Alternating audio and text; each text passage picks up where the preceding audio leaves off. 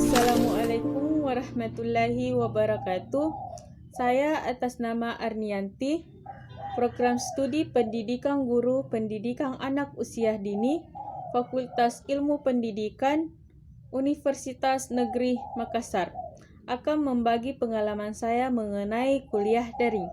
Berbicara tentang kuliah daring, akibat pandemi COVID-19, pemerintah mengeluarkan peraturan untuk kuliah daring.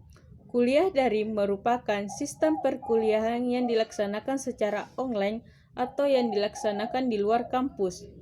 Dengan adanya peraturan mengenai kuliah daring, maka kita dianjurkan untuk kuliah di rumah saja. Berbicara mengenai kelebihan kuliah daring. Kelebihan kuliah daring yang saya rasakan sekarang, pertama, saya lebih mahir menggunakan aplikasi online. Pembelajaran yang secara online membuat saya tidak gaptek lagi dan dapat membagi informasi kepada yang lain. Yang kedua, memudahkan perkuliahan di mana saja. Saya dapat mengikuti perkuliahan kapan dan dimanapun saya berada. Yang ketiga, menghemat tenaga dan biaya transportasi. Karena kebetulan rumah saya jauh, jadi saya bersyukur dengan adanya kuliah daring ini sehingga membuat saya bisa kuliah di rumah saja.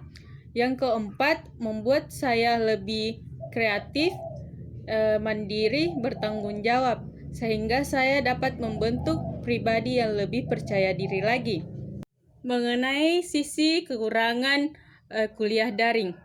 Kekurangan kuliah daring yang saya rasakan, pertama, kurang memahami materi yang diberikan oleh dosen. Saya kurang memahami baik materi yang diberikan oleh dosen karena keterbatasan waktu. Yang kedua, kuliah daring membutuhkan paket data yang tidak sedikit. Ketiga, sangat tergantung pada internet. Bila jaringan lambat atau susah sinyal, maka proses pembelajaran akan juga terlambat.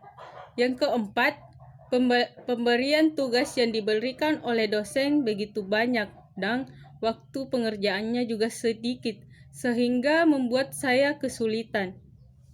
Harapan saya, semoga negara kita ini Indonesia kembali normal dan pandemi COVID-19 bisa cepat berlalu sehingga kita bisa melaksanakan aktivitas kita seperti biasa.